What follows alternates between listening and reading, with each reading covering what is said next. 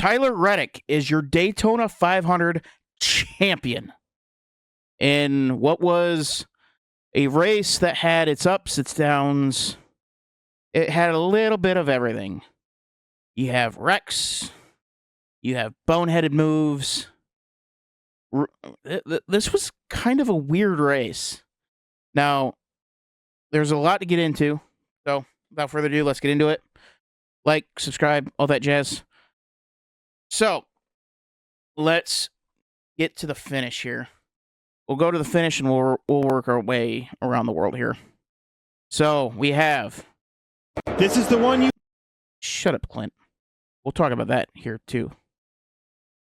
So, we got the white flag coming down, and then right off the cuff, you got wrecks all over the place. Now, my question here is, did any of the cars hit the inside wall, causing major damage? I have yet to see a video on it.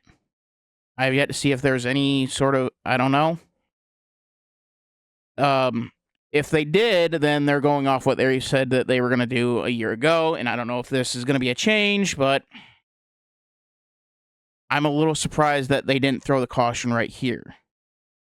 If it was like a rain and it was extended and they were just really trying to get a good race in, then I could maybe see them holding off, but if this is the way that NASCAR is going to do it, then okay. But we need to be able to understand what is NASCAR's thinking on whether keeping it green or not.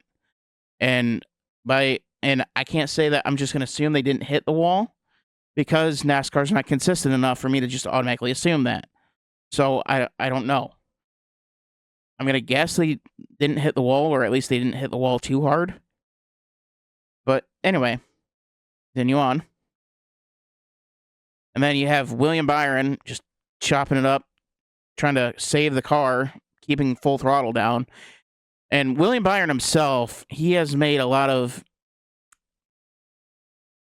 errors that you wouldn't normally see him make throughout the race, especially at the times of which he did them. So that is that was interesting. So that took out Bubba. Good on Bubba for not just hammering it down and just trying to plow through him. Or otherwise, that would have ended the race. And then we have the phenomenal work by NASCAR social media of making sure that we don't just get pavement. We got all pavement. We can see the 45. We can, oh, nope. Now we got pavement again. Hey, there's the 9. Then we got the 9, and we got Chase and Zane running together. Then Tyler Reddick and Corey Heim, or not Corey Heim, Riley Herbst.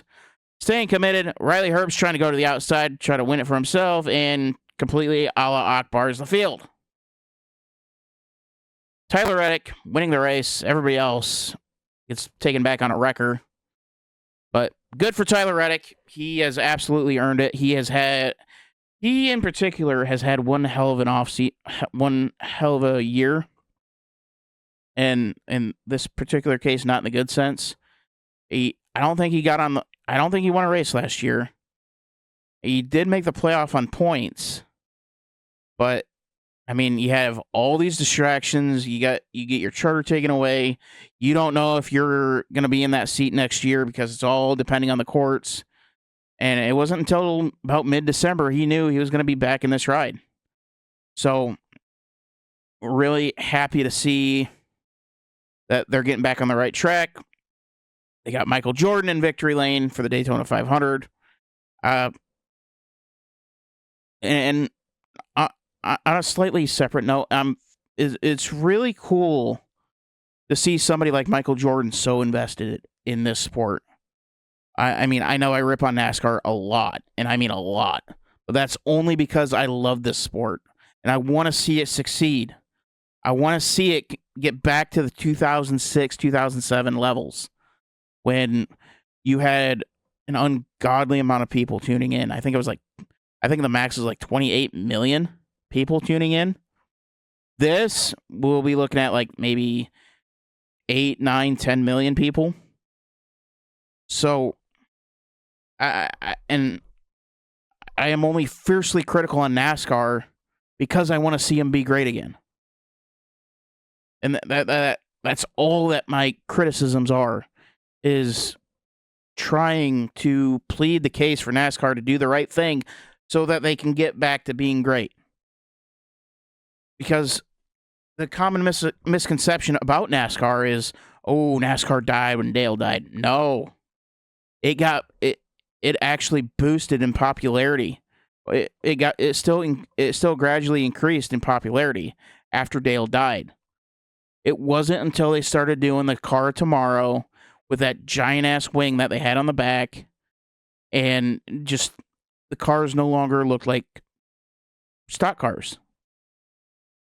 And that's when they started literally putting them in a box, and they just gimmicked it up to such an insane degree that it's just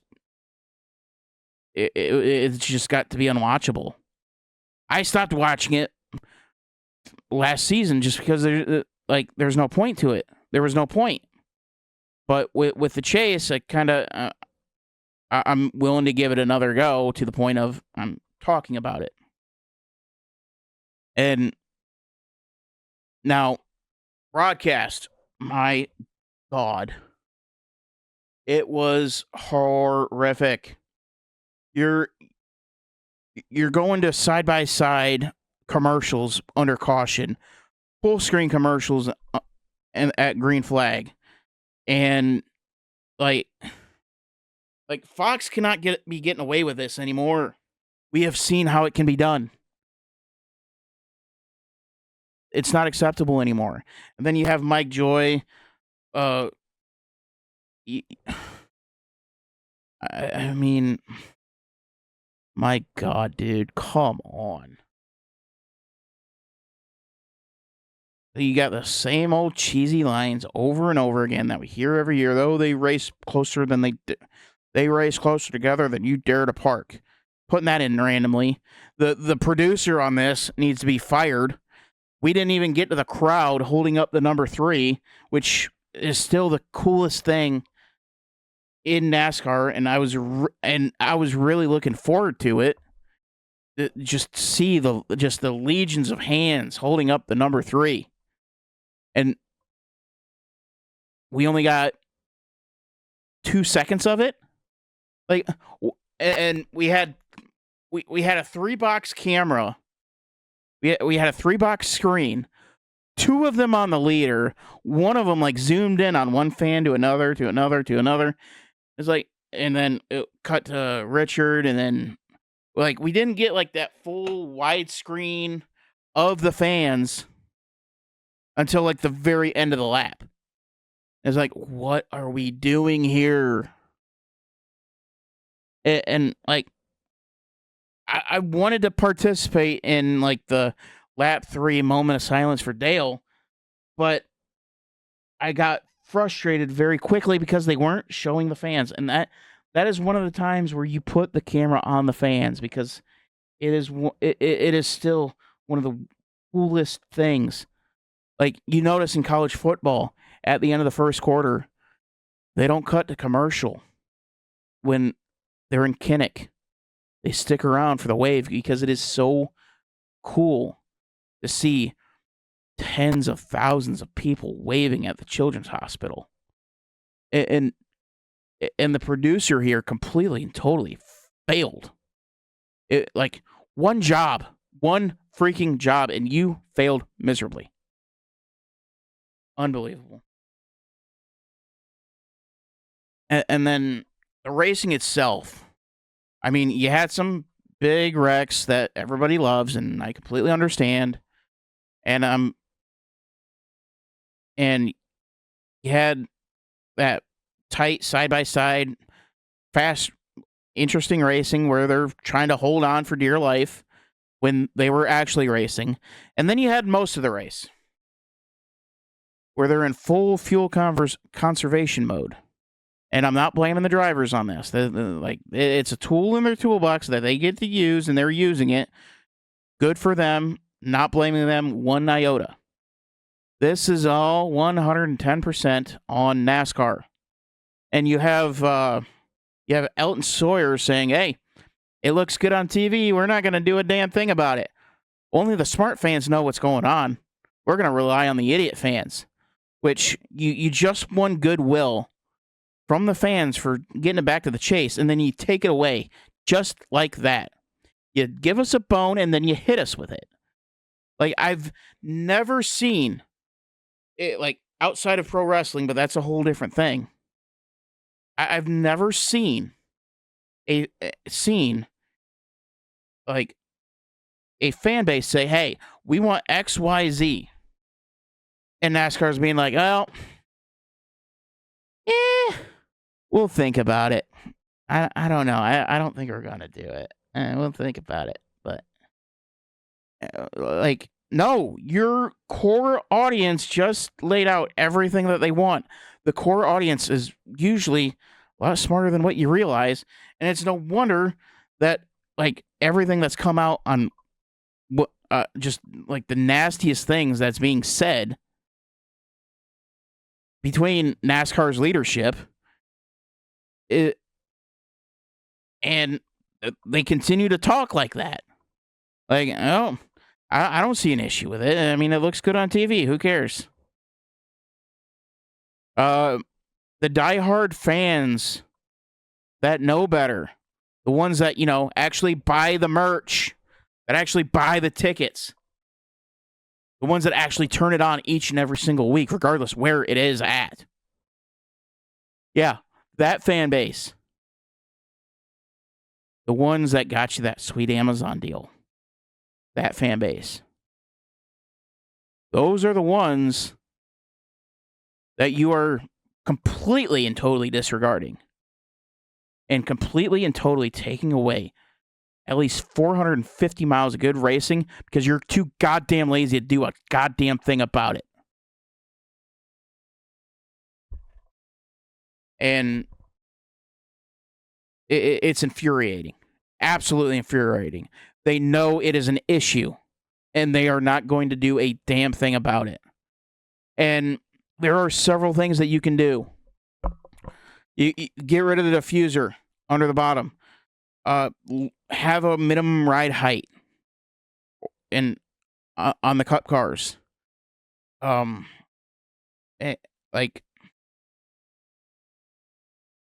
Definitely get rid of the clear part of the spoiler. Make it smaller. Make these cars hard to handle. That is where you get the excitement. And not only will you get excitement out of the hardcore fans, the ones that actually pay your freaking bills, but you'll also attract new fans because now they can visually see how tough of a car it is to drive. When they are all three wide, just going around, it doesn't look hard. Playing quarterback looks hard. Playing safety looks hard. And that's why people appreciate football. It looks hard, and it is. Driving a race car, it is hard. I'm not saying that it ain't. It is absolutely hard. But it also has to look hard. And when you have that amount of downforce on it, it doesn't look hard. And on top of that, when you're not running full throttle, it doesn't look hard. And you're going to get people turned off by it. Because as soon as you lose that core fan base, that's when you're in real trouble. Now, the Fox, there's been rumors that they're going to be dropping NASCAR, and by God, I hope they do. Please, Prime, step up to the plate. I beg you. I beg of you. Step up to the plate. Even though they won't, but I don't think they end up cutting NASCAR, unfortunately. But it is what it is. But congrats to Tyler Reddick. I am incredibly happy for him. Very, very excited for him. Young man's earned it. He went through hell last year, and he gets the payoff. And good for Michael Jordan too.